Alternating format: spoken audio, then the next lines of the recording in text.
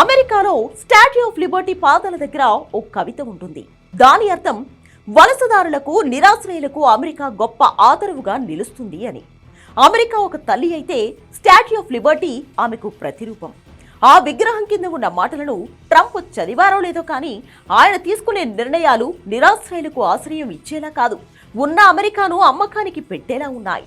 H-1B వీసాల రుసుము $1,00,000 పెంచుతూ Trump recent గా తీసుకున్న నిర్ణయం సృష్టించిన గందరగోళం అంతా ఇంత కాదు. అసలు ట్రంప్ ఏం చేస్తున్నారో తెలియని భీతావహ పరిస్థితుల్లో విమానాశ్రయాలకు పరుగులు పెట్టడం, ప్రయాణాలను అకస్మాత్తుగా రద్దు చేసుకోవడం లాంటి చేదు అనుభవాలను చవిచూసిన వారు వాటిని ఎన్నటికీ మరిచిపోలేరు. ఇదొక్కటే కాదు, ఇలాంటి చాలా నిర్ణయాలు ట్రంప్ తీసుకున్నారు. గతంలో ట్రంప్ నిర్వహించిన ఓ రియాలిటీ షో స్ఫూర్తి నుంచే ఈ నిర్ణయాలు తీసుకుంటున్నారు అంటున్నారు నిపుణులు.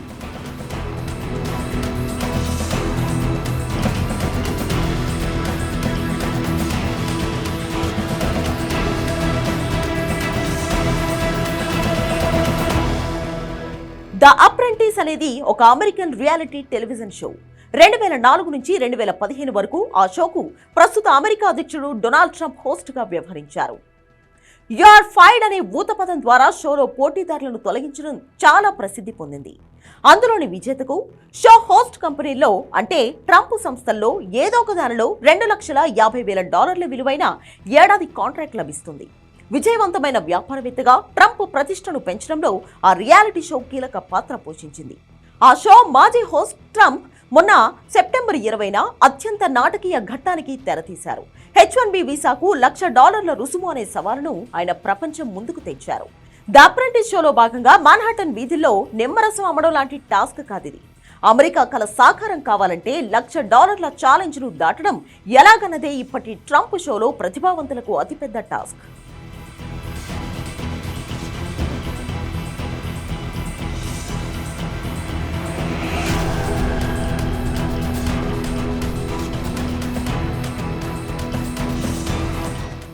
ఆ వ్యక్తి ఆ కంపెనీకి, అమెరికాకు ఎంతో విలువైన వాడైతేనే ఉంటాడు, లేదంటే వెళ్లిపోతాడు.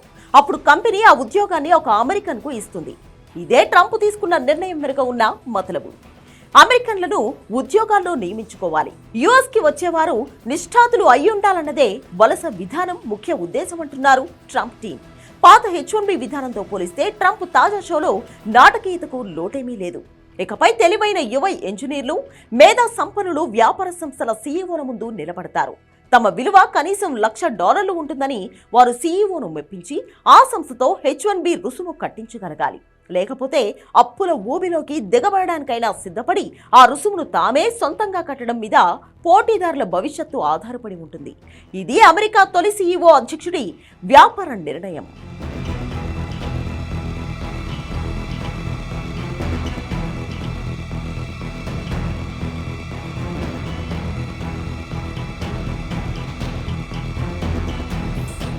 అమెరికన్ల ఉద్యోగాలను రక్షించే మార్గంగా చెబుతున్న ట్రంప్ ప్రకటనను అద్భుతమైన వ్యాపార ఒప్పందంగా ఆయన సన్నిహితులు కీర్తిస్తున్నారు.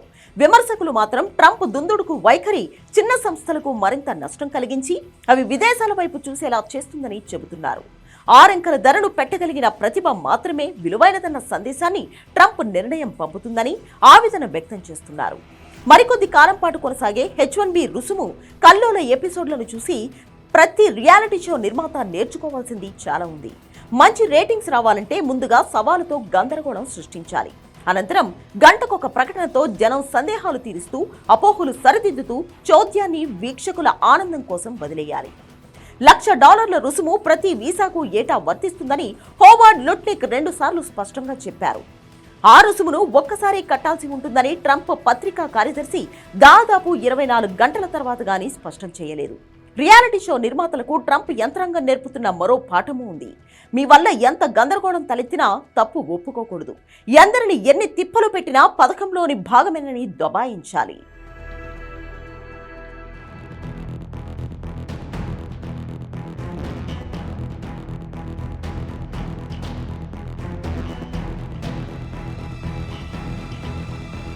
నైపుణ్యవంతుల కోసం అమెజాన్, మైక్రోసాఫ్ట్, మెటా వంటి దిగ్గజ సంస్థలు $1,00,000 రుసుము భరించగలవు. వాటికి అదొక చిన్న బడ్జెట్ సర్దుబాటు మాత్రమే. కానీ బోస్టన్లో ఉన్న ఒక చిన్న బయోటెక్ సంస్థకు లేదా ఆస్టిన్లోని ఒక కొత్త స్టార్టప్కు ట్రంప్ ప్రకటన యు ఆర్ ఫైడ్ లాంటిది. ప్రపంచ నైపుణ్యాన్ని అమెరికాకు తీసుకొచ్చి క్యాన్సర్కు మందు కనుగొనాలనుకునే వారి కలలు ట్రంప్ చర్యల వల్ల కల్లలవుతాయి. ఇలాంటి విశ్లేషణలు ఎన్ని వచ్చినా ట్రంప్ ప్రభుత్వంపై అవన్నీ విమర్శకుల కుట్రలని కొట్టిపారేసేవారు ఉన్నారు. గత మార్చిలో ప్రభుత్వానికి డబ్బు ఆదా చేయాలనే నెపంతో ట్రంప్ సర్కారు వందల కొద్దీ ఫెడరల్ భవనాలను అమ్మకానికి పెట్టాలని నిర్ణయించింది. ఒకరోజు తర్వాత దాని నుంచి వెనక్కి తగ్గింది. ధనవంతులైన విదేశీయులకు ఎర్ర తివాచీ పరిచేందుకు గోల్డ్ ప్లాటినం కార్డు వీసా కార్యక్రమాలను ట్రంప్ తెచ్చారు. ఇప్పుడు H1B పై రుసుములు బాదారు. వీటన్నింటినీ చూస్తే అమెరికాను ట్రంప్ అమ్మకానికి పెట్టారనడంలో అతిశయోక్తి లేదేమో.